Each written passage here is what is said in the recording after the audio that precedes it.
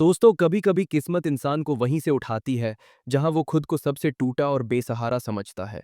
आज की कहानी भी कुछ ऐसी ही है। एक गरीब लड़के की, उसकी टूटी साइकिल की और एक नई जिंदगी की शुरुआत की।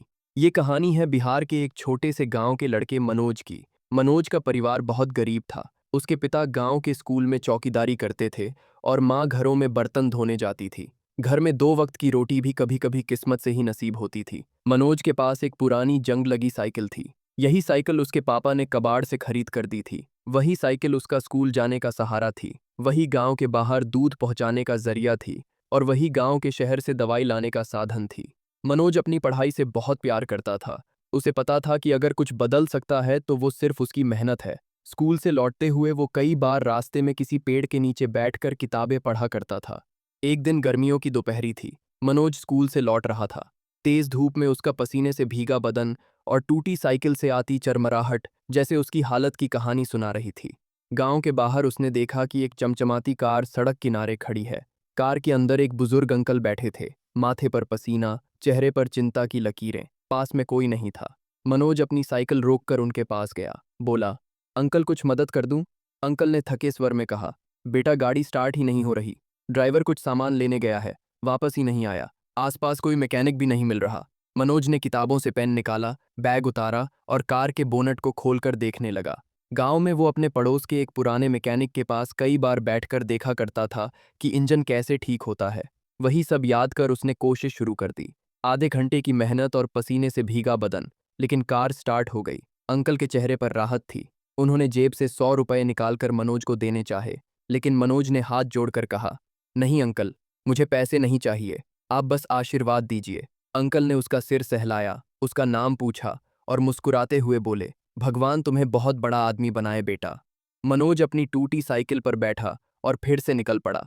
वही धूल भरी सड़कें, वही सपने, वही हालात। कुछ हफ्ते बीते। एक दिन सुबह सुबह जब मनोज दूध पहुंचाने के लिए निकला तो गांव के बाहर अचानक उसकी साइकिल का पिछला पहिया टूटकर अलग हो गया। सारा दूध गिर गया। उसने अपनी फटी हुई कमीज से दूध को समेटने की नाकाम कोशिश की, लेकिन तब तक गांव के लोग वहां पहुंच गए।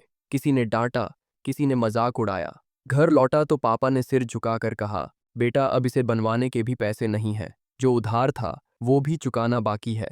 मनोज अपनी टूटी साइकिल के हैंडल को पकड़कर वहीं बैठ गया, जैसे उसकी दुनिया वहीं रुक गई हो। उस साइकिल में उसके सारे ख्वाब जुड़े थे, स्कूल, काम, जिम्मेदारी, सब कुछ। उसी वक्त किस्मत को कुछ और ही मंजूर था। वहीं से एक कार फिर आकर रुकी। वहीं बुजुर्ग अंकल उतरकर मनोज के पास आए। उन्होंने देखा एक गरीब लड़का टूटी साइकिल को सीने से लगाए बैठा है। अंकल ने उसके कंधे पर हाथ रखा। क्या हुआ बेटा? मनोज की आंखों से आंसू बह निकले। उसने सब कुछ बता दिया। टूटी साइकिल, उधार, स्कूल, सपने। अंकल ने उसकी आंखों में देखा, वही मासूमियत, वही ईमानदारी। उन्होंने कहा, तुम कल मेरे शहर आ जाना, तुम्हारी पढ़ाई का जिम्मा अब मेरा। नई साइकिल भी मिलेगी, नई किताबें भी, लेकिन एक शर्त है, तुम मेहनत कभी मत छोड़ना और किसी का दिल मत दुखाना। अगले दिन मनोज पहली बार शहर की बस में बैठा। डर भी था, उम्मीद भी थी। वहां अंकल ने उसका दाखिला शहर के अच्छे स्कूल में करवाया। नई किताबें, नई यूनिफॉर्म, फीस, सब खुद दिया। एक नई चमचमाती साइकिल भी दी, जिसे मनोज ने ऐसे संभाल कर रखा जैसे वो कोई खजाना हो। मनोज ने दिल लगाकर पढ़ाई की। गांव में जिसने कभी किताबें उधार मांग कर पढ़ीं, उसी ने शहर के स्कूल में टॉप किया। 10वीं में पूरे जिले में उसका नाम छप गया। इंटर में और बेहतर नंबर आए। धीरे धीरे वही लड़का जिसने कभी जंग लगी साइकिल को ही अपनी दुनिया माना था, आज वही उस अंकल के साथ उनका कारोबार संभाल रहा है। गांव के लोग कहते हैं, वो लड़का जो कभी टूटी साइकिल पर दूध बेचता था, आज बड़ी बड़ी गाड़ियों का मालिक है। मनोज आज भी अपनी पुरानी साइकिल की एक तस्वीर अपने ऑफिस में रखता है, ताकि उसे कभी याद रहे कि मेहनत और इंसानियत कभी बेकार नहीं जाती। वो हर साल गांव जाता है, स्कूल में बच्चों को किताबें बांटता है, गरीबों की मदद करता है और हर बच्चे से कहता है, तुम बस दिल से मेहनत करना, किस्मत खुद रास्ते बना देगी। दोस्तों, क्या आप भी कभी बिना मतलब किसी की मदद कर सकते हैं? क्या आप भी मानते हैं कि नेक काम कभी खाली नहीं जाते?